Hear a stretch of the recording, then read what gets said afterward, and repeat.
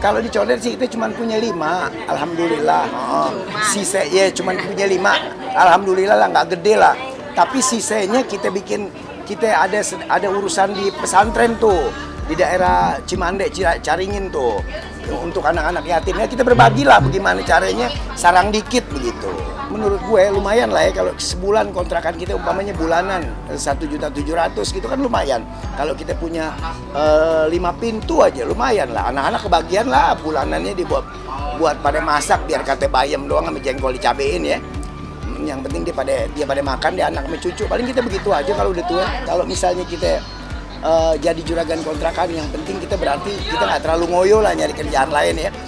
Kalau gue sih saat ini yang penting bagaimana caranya anak-anak pada punya kegiatan gitu, dia ngurus-ngurus kontrakan, dia ngecek-ngecek kontrakan, paling itu doang. Tapi kalau misalnya ada duit lebih ya kita pasti bisa tambahin itu.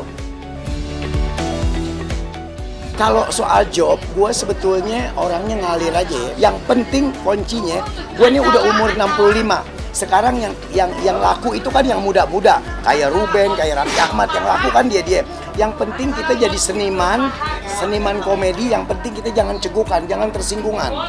Nah kalau kita nggak tersinggungan, pasti anak-anak muda yang laku mau ngajak kita nih. Ya alhamdulillah, gue nggak naik nggak turun, standar aja kita berkesenian. Dalam sebulan bisa lah kita capai 10 kegiatan ya. Sebetulnya kita sebagai komedian itu nggak usah perlu ada persaingan sebenarnya. Kayak gue sama anak-anak stand up komedi diundang main, gabung main gitu. Jadi sebetulnya nggak ada. Kita ini nggak usah takut dalam bersaing urusan komedian, karena Allah udah ngasih kita warna masing-masing gitu. Warna gue nggak bakal bisa ketukar sama dia, warna gue nggak bakal bisa ketukar sama dia. Jadi kita nggak perlu takut dalam persaingan berkesenian. Kalau gue sih sebetulnya orangnya di dunia komedi ini ringan-ringan aja, rilek-rilek aja. Gue nggak merasa tersaingin, gue nggak merasa ada orang yang lebih lucu dari gue. Karena kalaupun ada orang yang lebih lucu dari gue di satu frame nih, ada orang yang lebih lucu, justru gue girang. Karena dengan kelucuan dia, gue jadi bisa ngikut ke bawah gitu. Jadi nggak ada perselisihan, nggak ada apa segala macam. Ya, jadi gue tuh dinamain Opi Kumis tuh kalau nggak salah dari Bang Haji Deddy Miswar. Jadi Opi Kumis gitu. Tadinya Opi aja terus dikasih nama Opi Kumis. Jadi main di lorong waktu tuh gue jadi nama Opi Kumis gitu. Sampai di kreditatornya Opi Kumis. Iya karena kan kumis gue sendiri gue ada pantunnya. Sayur kiong dimasak tumis, makannya bulan puase. Dicium pakai kumis 6 bulan masih berase. Karena kalau nggak percaya di kampung gue ada nenek-nenek 5 orang yang mati gue cium. Bener Bang Opi? Iya. Kenapa emang Bang Opi? Ya kumis gue beracun kali. Tapi kadang-kadang nenek-nenek bilang, emang tuh kumis? Iya, emang apa nenek? Nenek-nenek daerah gue tuh udah paling kacau celentukannya.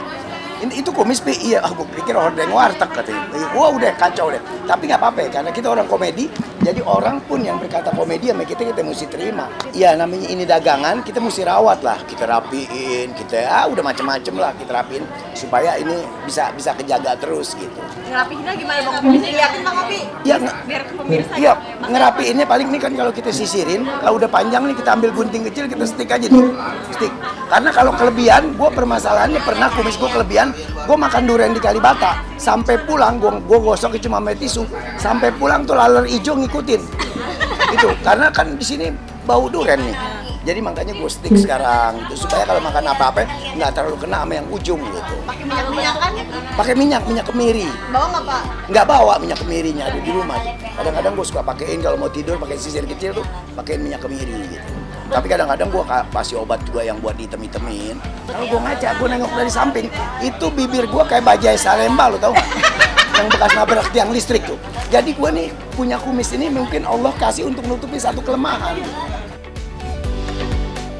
Oke, kita terus ya. Next. Oke, di tangan aku dari sebelah.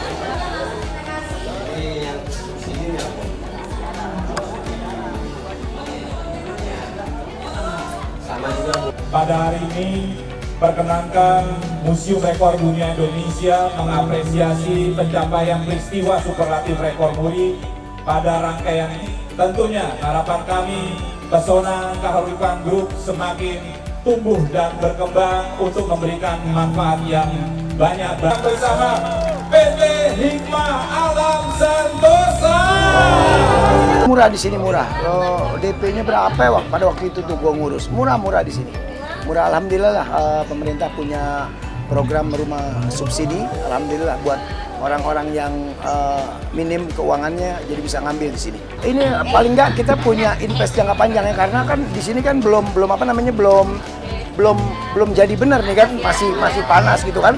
Nanti kalau udah jadi, gue lihat dari denahnya apa segala macam, sketsanya segala macam itu bakal banyak ditanamin pohon-pohonan. Ya bangsa 6-7 tahun ke sana sih bakal enak di tempat. Makanya kita invest jangka panjang di sini.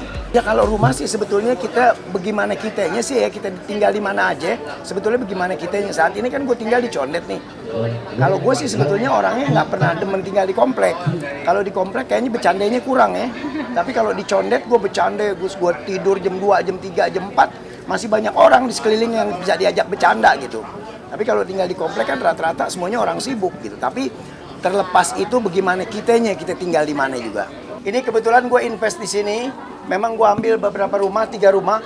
Sebetulnya buat anak cucu nanti untuk di kemudian hari. Ya gue tertariknya di sini karena pertama sekolah dekat, pasar juga dekat, rumah sakit juga dekat. Itu aja yang paling penting. Terus kita tempuh pakai motor aja juga udah sampai tuh ke depan sana tuh. Kalau kita mau ke pasar, kita mau ke rumah sakit, apa kita mau ke mana, kita udah sampai. Sebetulnya kita hidup nih yang mewah sebetulnya hati kita ya, tapi bukan rumah kita. Kalau rumah kita biasa aja tapi hati kita mewah, udah serba cukup, serba rileks. Kalau kita ikutin semua gengsi apa segala macem, kok artis rumahnya kecil ya, udah kacau deh. Udah yang penting hati kita nih. Kalau hati kita nyaman, di mana kita tinggal pasti nyaman. Saya mungkin kalau sementara memang saat ini anak cucu gue nih ada yang masih ngontrak. Daripada dia ngontrak kan di Jakarta. Kebetulan dia suaminya juga kerjanya dekat di daerah Taman Buah ya.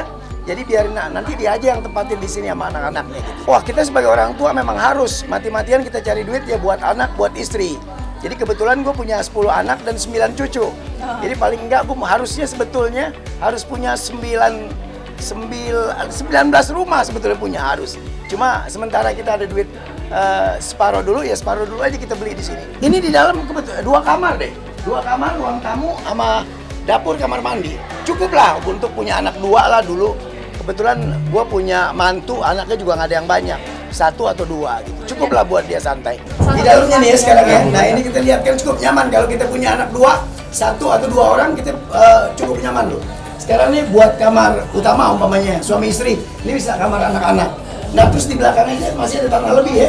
Betul, 1,8 kali 5 meter. Tuh ini masih untuk dapur. Ya untuk dapur, kamar mandinya udah ada.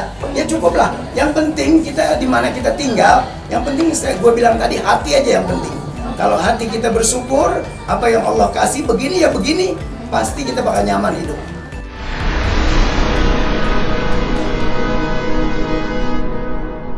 Jadi jangan lupa untuk subscribe Cumi Cumi. Ditekan ya tombol lonceng merahnya.